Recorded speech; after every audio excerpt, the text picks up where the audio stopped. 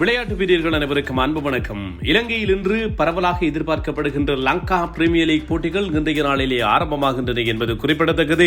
இன்று ஆரம்பமாகின்ற போட்டிகள் வருகின்ற ஆகஸ்ட் மாதம் 8ஆம் தேதி வரைக்கும் இருக்கிறது. 5 அணிகளுக்கு இடையிலே போட்டிகள் இருக்கிறது.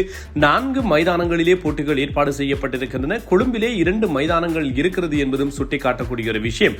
குறிப்பாக இலங்கையை பொறுத்தவரையில் ரசிகர்கள் ஆவலோடு அதிகம் எதிர்பார்த்து காத்திருக்கின்ற போட்டி தொடராக இந்த லங்கா பிரீமியர் லீக் போட்டிகள் அமைந்திருக்கின்றன என்பதும் ஞாபகப்படுத்தக்கூடிய ஒரு விஷயம்.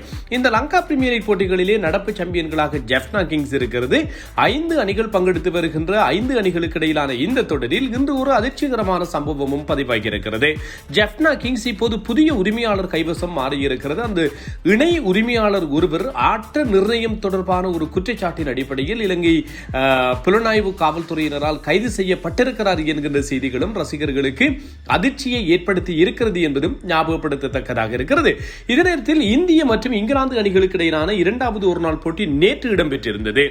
இந்த போட்டியிலே 4 விக்கெட்டுகள் வித்தியாசத்திலே இங்கிலாந்து அணி வெற்றி பெற்றது. ஜோ ரூட் 99 ஓட்டங்களை பெற்றார். ஆட்டமிழக்காது ஜோ ரூட் 99 ஓட்டங்களை பெற்று ஆடுகளத்தில் இருந்தார். இவர் ஆடுகளத்தில் இருந்ததுதான் இங்கிலாந்து அணி வெற்றி பெறுவதற்கு காரணமாக இருந்தது. ஏனென்றால் 2 அணிகளும் மிக குறைவான ஒரு ஓட்ட எண்ணிக்கையை தான் பெற்றிருந்தன. மிக குறைவான ஒரு ஓட்ட எண்ணிக்கையை பெற்று போட்டி இறுதி வரைக்கும் பரபரப்பை ஏற்படுத்தி இருந்தது. 233 ஓட்டங்களை மட்டும் இந்திய அணி பெற்றுக் கொண்டது. 178 ஓட்டங்களுக்கு 3 விக்கெட்டுகள் என்கின்ற ஒரு வலுவான நிலையில் இருந்தவர்கள் கோலி ஸ்ரேயாஸ் ஐயரனுடைய ஆட்டமிழப்பை தொடர்ந்து அப்படியே விக்கெட்டுகள் மளவளம் என்று சரிந்தது. இறுதியில் இங்கிலாந்து போராடித்தான் போட்டியிலே வெற்றி பெற்றது.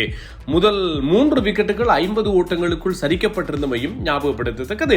ரோஹித் சர்மாவை ஓய்வு பெற செய்ய சொல்லி இருக்கிறார்கள் இந்திய தேர்வாளர்கள். அதாவது 2027 உலக கிண்ணத்துக்கான கட்டமைப்பிலே ரோஹித் சர்மா இல்லை, உங்களுக்கு வாய்ப்புகளை வழங்குவதற்கு நாங்கள் தயார் இல்லை என்று தேர்வுக்குழு சொல்லி இருக்கிறதாம். ஆகவே லோர்ட்ஸ் மைதானத்தில் வருகின்ற 19ஆம் தேதி இடம்பெற போட்டி அதிகமாக ரோஹித் சர்மாவினுடைய சர்வதேச கிரிக்கெட்டிலே இறுதி ஆட்டமாக இருக்கும் என்று நம்பப்படுகிறது. T20 கிரிக்கெட் அதே போன்று டெஸ்ட் கிரிக்கெட் இரண்டிலும் ஓய்வு அறிவித்திருக்கின்ற ரோஹித் சர்மா இப்போது ஒருநாள் போட்டிகளில் மட்டுமே ஆடி வருகிறார். அதுவும் உலக கிண்ணம் என்கின்ற ஒன்றை ஏந்த வேண்டும், 2027 உலக கிண்ணத்தில் ஆட வேண்டும் என்று பகீரத பிரயத்தனம் செய்து வருகின்ற ரோஹித் சர்மாவிற்கு இப்போது வாய்ப்பு மறுக்கப்பட்டு அவரை வழி அனுப்பி வைக்கின்ற சம்பவங்கள் அரங்கேற போகின்றன என்பதுதான் ரசிகர்களுக்கு பெருத்த ஏமாற்றமாக அமைந்திருக்கிறது.